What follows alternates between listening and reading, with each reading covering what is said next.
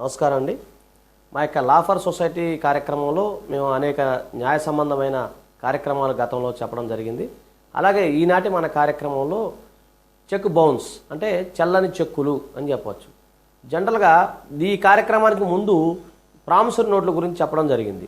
మీరు దయచేసి ఈ కార్యక్రమాన్ని చూసే ముందు ఆ ప్రామిసరీ నోట్ యొక్క ఆ కార్యక్రమాన్ని చూసి సబ్స్క్రైబ్ చేసుకుంటే ఇంకా మీకు అవగాహన పెరిగే అవకాశం ఉంది.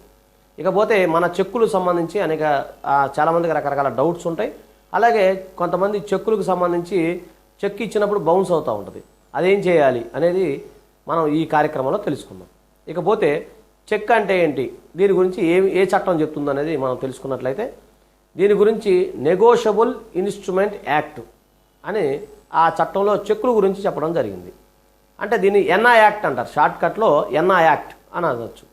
ఇకపోతే చెక్స్ అనేవి అంటే జనరల్గా ట్రాన్సాక్షన్ జరిగే సందర్భంలో ఇవి చెక్స్ ఇచ్చడం అంటే ఒకళ్ళు ఎవరైతే ఉన్నారో డబ్బులు తీసుకున్న వ్యక్తి అతనికి ఇవ్వటమో లేదా వారి మధ్య ఉన్న సంబంధ బాంధవ్యాలు కానీ వ్యాపార సంబంధమైన విషయాల్లో కానీ చెక్స్ ఇచ్చుకోవడం పుచ్చుకోవడం జరుగుతూ ఉంటుంది.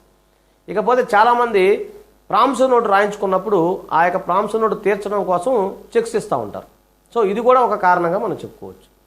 ఇక చెక్ అనేది ఏంటంటే ఒక వ్యక్తికి బ్యాంకులో అకౌంట్ ఉన్నప్పుడు ఆ యొక్క ట్రాన్సాక్షన్ కోసం బ్యాంకు వారు జారీ చేసే ఒక పత్రాన్ని చెక్ అని కూడా చెప్పవచ్చు.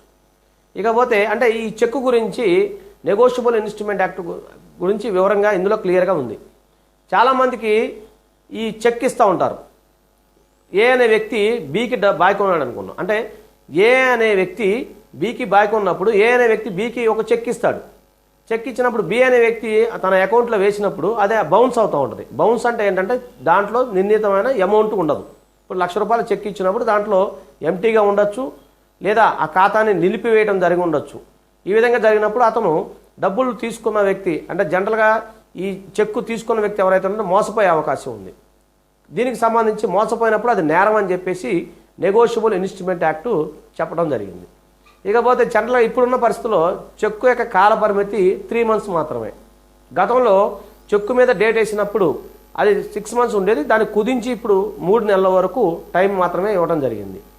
ఇప్పుడు ఒక వ్యక్తి చెక్ తీసుకున్నప్పుడు ఆ చెక్ని కనుక డిపాజిట్ చేసినప్పుడు అది బౌన్స్ అయింది అనుకుందాం. దానికి సంబంధించి ఏ విధంగా అతను ప్రొసీడ్ అవ్వాలనే విషయాన్ని ఈరోజు మనం క్లియర్గా తెలుసుకుందాం. ఉదాహరణకి ఏ అనే వ్యక్తి బికి చెక్ ఇచ్చాడు అనుకుందాం.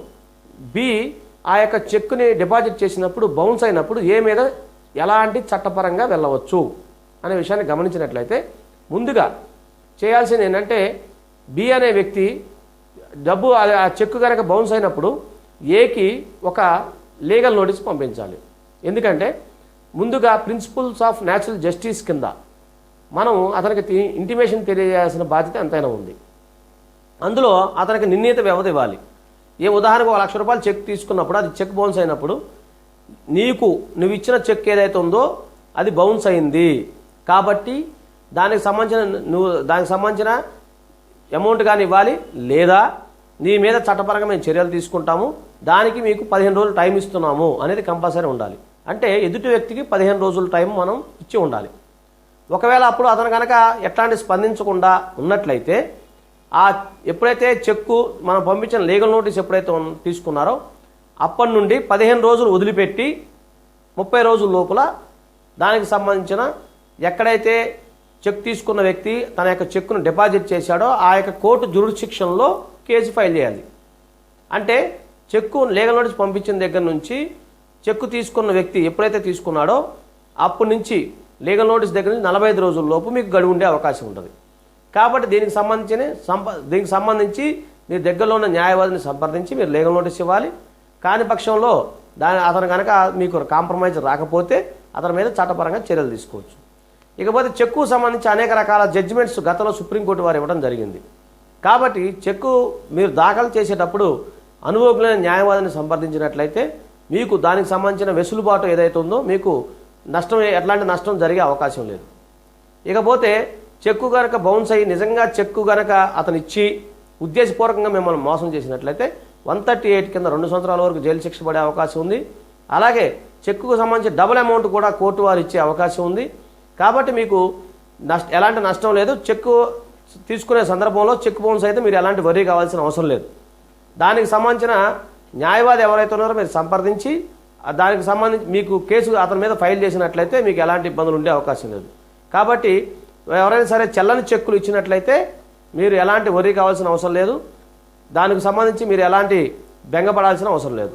కాబట్టి ఈ కార్యక్రమాన్ని మీరు ఇంకా ఆదరిస్తారని చెప్పి నేను ఆశిస్తున్నాను.